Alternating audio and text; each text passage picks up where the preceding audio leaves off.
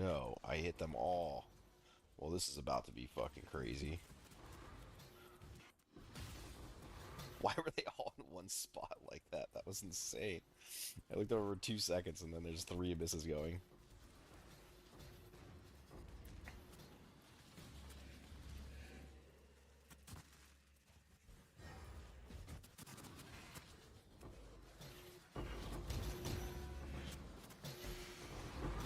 I mean, it's pretty fucking cool though.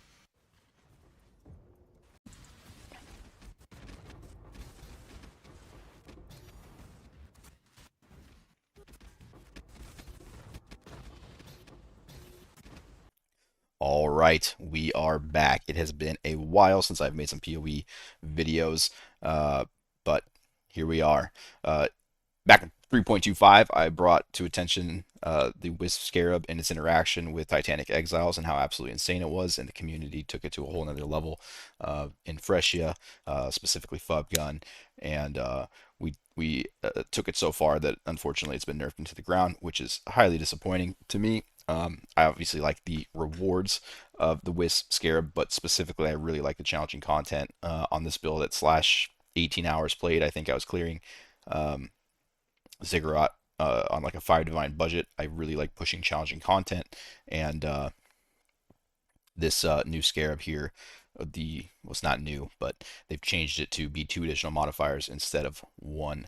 And for me, this is like my new Titanic Exile farm with the Wisp Scarab. I absolutely love how hard it is, and specifically, I really love how rewarding it is. I've gone ahead and already bought 800 some of these. I'm pretty much all in on this strategy for the moment. Um, I want to say my build is sitting somewhere around 300, 400 divine spent, probably closer to 400. I do work a full-time job, and I've probably only actually seriously farmed for a good 12 to 15 hours, and I've been able to put this whole build together, and most of it has been done with this. Someone from chat hooked me up with this strategy, and I decided to take out the increased monsters and add in the 2 risk scarabs. I'm pretty much going to be incorporating these risk scarabs into everything I do this league. Show you the tree real quick, and I guess I can show you the scarabs too. Sorry, I'm a little sick. I'm a little tired. It's been a long time since I made a video. That's the tree. Go ahead and pause it. Go ahead and copy it. Um, the scarabs are just 2 risk, uh, 2 abyss, and 1 edifice or edifice or whatever.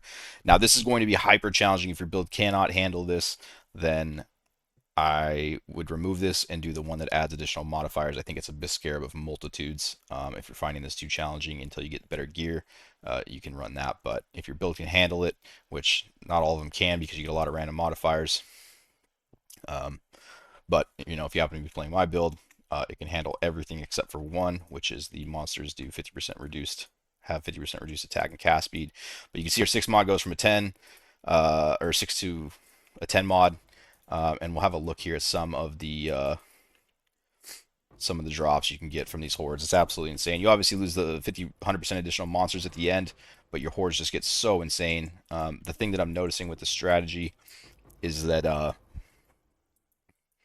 the biggest thing with it is the time it takes to clear. And so by giving it a 10 mod map, basically, this 10, 15-minute map is now essentially dropping double the loot. We're looking at 363% scarabs.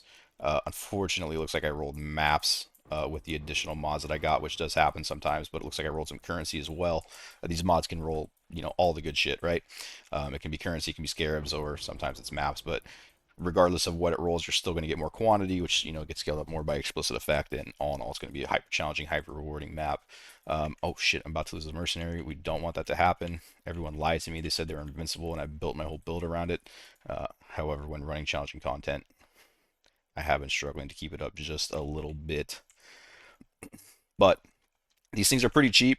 I think maybe 70 to 100 chaos. So much so that I don't even like bother killing Katarina half the time. If the mods roll too bad, I just skip her and I make more not even fighting her. But if she doesn't have a lot of defensive mods, then I will go ahead and kill her. But we got about 6 abysses. You can see each abyss is hyper rewarding here. Um, a lot of this is due to the risk scarab. I mean, this is just a really strong strategy as well. But uh, aside from the strategy itself, I think the risk scarab is what's getting so much here. I think you can incorporate this risk scarab into anything. I was exploring a little bit with strong boxes as well, and what I would do is I would take out the ambush scarab and the hidden compartment scarab. Um, I'm not so sure about the hidden compartment scarab yet, but I'm just kind of exploring with it, and my maps were hyper rewarding. The boxes drop fucking basically double loot than what they do, which makes the burden of having to buy that expensive containment scarab a lot easier. Oh, we got a currency duplication. That's hot. Um, but yeah, so if you roll bad mods, it's a little tougher to roll some dangerous mods on the containment, because if you brick it, it's tough, but generally you can clear like 75% of it still, even if it goes poorly. This is also obviously build dependent. If you've been following along with me, you know how strong the Wretched Defilers are. I saw it on Pathfinder in 3.25, and I said that's kind of stupid. Let's put it on Necromancer where it belongs, and some people have adopted their versions of it. I don't think, from what I've seen personally, they're not as good. I think you really want to be CI, and the one that I've come up with seems to be the best version of it. It usually has like twice the LE hit as most other ones, which is a pretty big deal when you start rolling max fizz and or fizz's extra damage and shit. But anyways, enough patting myself on my own on the back. This build is very strong. There are other builds. You're looking for a build that can run all these mods basically if you're trying to run this strategy. Like you need to be able to take whatever this throws at you. Um, if you're trying to do the risk scare version. So, I mean, yeah, you can see. I think this is probably enough of a demonstration. Um, you can see just how insanely rewarding it is. I think I've gone through 2 abysses now. I probably have another 4 or 5 on here um, to go, and we're just absolutely printing currency. But again, a lot of it's through the risk scare. I think you can put this thing on like literally anything, and it's just going to give you insane rewards. If T17 is too hard for you, a lot of people that have watched my stream have been trying it on the new tier 16 memory maps or whatever, and they seem to be having a better time with it while they're trying to get their build up and going into a stronger place. The benefit to doing it there is you don't have to deal with as many bad like these guys here. The shock guys are highly deadly, and you don't have to deal with guys like those on. Yeah, they fucking just one tap my mercenary. You don't have to deal with those guys on the tier 16s. You get like your standard tier 16 monsters. You don't have the annoying ones that tier 17s give you, and you also can farm tier 17 maps while doing the tier 16, so it might even be more rewarding. Um, but yeah, this is pretty much it. Not much more I have to say. I'm sick and I'm tired, so this might be a little all over the place. Also, I haven't made a video in a while, but yeah, if you want to see how it goes, I've been streaming the whole time on YouTube, and if you want to see how it keeps continuing to go, feel free to stop in if you have any questions or just want to check it out. But that's all I got for now. Peace out, boys. Oh, and one final thing. I prefer to roll scarabs on the map, tier 17, but you can roll currency as well. I think it's also very strong.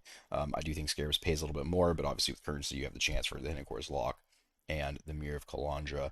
But I wanted to say one quick thing. If we go to the scarab tab, I made a video about this, but I'll give a refresher in case anyone forgot.